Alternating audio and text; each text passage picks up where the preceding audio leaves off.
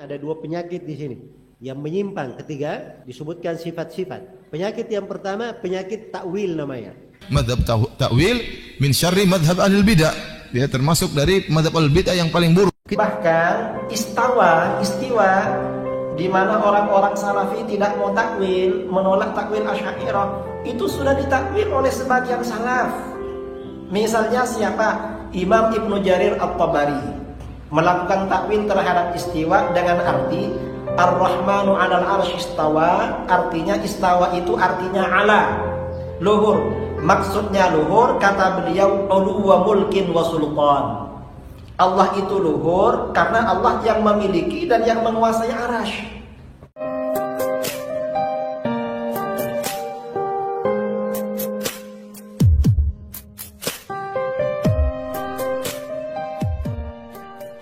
Assalamualaikum warahmatullahi wabarakatuh. Pada kali ini kita akan membahas tentang salah satu tuduhan kaum Wahabi yang mengaku Salafi. Mereka menuduh bahwa pengikut Asy'ariyah dan Maturidiyah itu adalah kelompok yang sesat.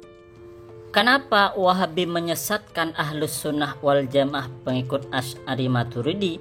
Karena kata mereka pengikut Asy'ari Maturidi melakukan takwil terhadap ayat sifat atau hadis sifat. Kaum Wahabi mengatakan bahwa takwil adalah penyakit di dalam memahami ayat sifat atau hadis sifat tentang sifat Allah Subhanahu wa taala, serta kata Wahabi mentakwil itu tidak pernah dilakukan oleh ulama salaf, baik itu dari para sahabat, tabi'in dan seterusnya. Lantas, apakah tuduhan Wahabi ini bisa dibenarkan menurut dalil-dalil baik itu dari para ulama salaf dan lain sebagainya? Jelas, tuduhan Wahabi tersebut adalah fitnah dan dusta atas nama ulama salaf. Karena kalau kita mengkaji lebih dalam lagi, maka kita akan menemukan banyak bukti bahwa ulama salaf itu melakukan takwil. Ulama salaf juga mentakwil. Bahkan sahabat Rasulullah Sallallahu Alaihi Wasallam juga mentakwil. Artinya bahwa mentakwil itu tidak hanya dilakukan oleh kaum Asy'ari.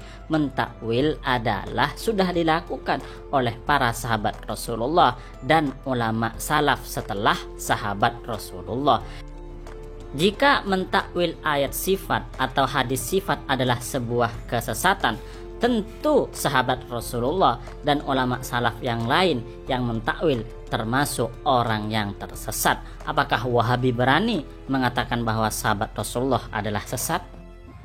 Maka bisa dipahami bahwa Ahlus Sunnah wal Jamaah pengikut Asy'ari dan Maturidi, mereka melakukan takwil itu karena mengikuti para sahabat Rasulullah dan mengikuti ulama salaf.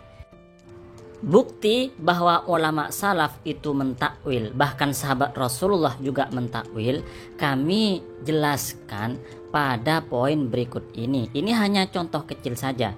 Misalnya di dalam kitab Tafsir At-Tabari itu dijelaskan bahwa sahabat Ibnu Abbas sepupu Rasulullah ini melakukan takwil. Al-Imam At-Tabari ketika menjelaskan tentang ayat wasi'a kursiyuhus samawati wal ardi, ini kalau kita artikan secara bahasa, wasi'ah luas, kursiyuhu kursinya Allah, as-samawati kepada langit dan bumi, artinya kursinya Allah meliputi langit dan bumi. Itu kalau kita artikan secara bahasa. Tetapi oleh Sayyidina Ibnu Abbas, kata kursiyuhu itu tidak diartikan secara bahasa yaitu kursi, tidak.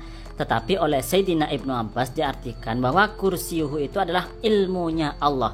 Sebagaimana disebutkan di dalam Tafsir At-Tabari, an Ibnu Abbas, dari Sayyidina Ibnu Abbas, wasi'a kursiyuhu qala. Ibnu Abbas berkata kursiyuhu ilmuhu. Yang dimaksud kursiyuhu, yang dimaksud kursinya Allah, ilmuhu adalah ilmunya Allah Subhanahu wa taala. Berarti yang meliputi langit dan bumi itu adalah ilmunya Allah, bukan kursinya Allah.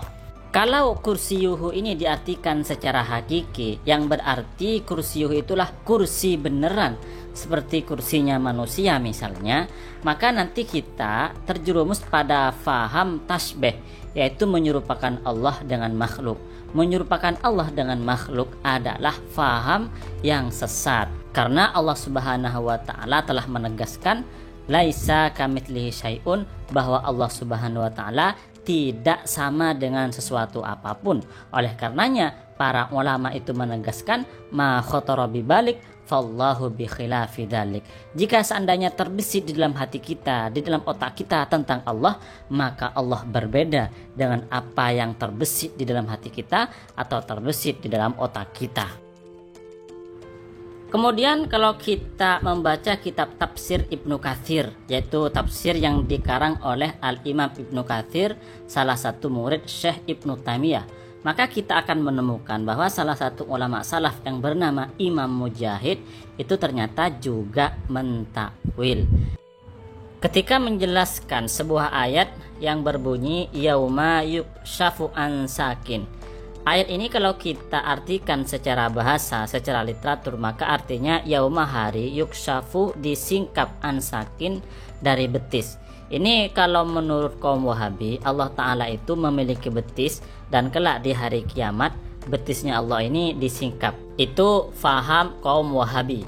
Tetapi kalau menurut ulama salaf yang bernama Imam Mujahid, yang ditulis oleh Al-Imam Ibnu Katsir dalam tafsirnya, maksudnya yauma yukshafu an sakin itu bukan menyingkap betis, tetapi qala syiddatul amri, adalah di waktu perkara atau keadaan atau situasi itu menjadi genting. Selanjutnya, ketika kita melihat misalnya kitab Imam Ibnu Katsir yang lain, yaitu Al-Bidayah wan Nihayah, ternyata kita temukan bahwa Imam Ahmad bin Hanbal, salah satu ulama salaf, salah satu imam madhab fikih yang sampai sekarang itu masih eksis, ternyata beliau juga mentakwil.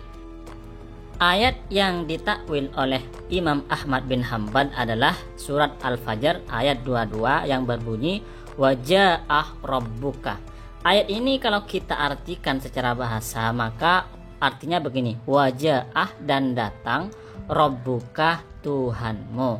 Tetapi kata Imam Ahmad bin Hanbal, pengertiannya bukan seperti itu. Karena kata Imam Ahmad bin Hanbal, yang datang itu bukan Allah, tetapi annahu ja'a sawabuhu, yang datang adalah pahala dari Allah Subhanahu wa ta'ala. Menurut Imam Al-Baihaqi, sanad dari riwayat ini adalah wahada isnadun la gubara alaihi. Sanadnya tidak ada noda sama sekali, artinya sahih dan bisa kita buat hujjah atau dalil. Maka dari sini bisa kita pahami bahwa yang datang itu bukan Allah, tetapi pahala Allah, sebagaimana takwil Imam Ahmad bin Hanbal. Karena Allah Subhanahu wa ta'ala tidak bersifat dengan bergerak atau berdiam. Karena sifat bergerak dan diam, pergi pulang, itu adalah sifatnya makhluk. Kemudian kalau kita lihat di dalam kitab Syiar A'lamin Nubala, salah satu karya dari Imam Az-Zahabi, maka kita temukan bahwa Imam Malik, salah satu ulama salaf, salah satu imam madhab fikih yang 4, ternyata juga mentakwil. Di dalam kitab tersebut ada sebuah tulisan begini, hadatsani Malik qala yatanazzalu rabbuna tabaraka wa ta'ala amruhu. Imam Malik berkata, Tuhan kita turun tabaraka wa ta'ala, tetapi yang dimaksud Tuhan kita turun adalah amruhu, perintah Allah. Jadi bukan Allahnya yang turun, tetapi perintah Allah yang turun. Fama huwa fadaimun la yazul. Adapun Allah Subhanahu wa ta'ala itu tidak bersifat dengan berpindah-pindah. Sedangkan para Wahabi memahami bahwa Allah Subhanahu wa ta'ala dengan azatnya turun dari atas arsy ke langit dunia di setiap malam. Ini pemahaman yang tidak sama dengan pemahaman ulama salaf.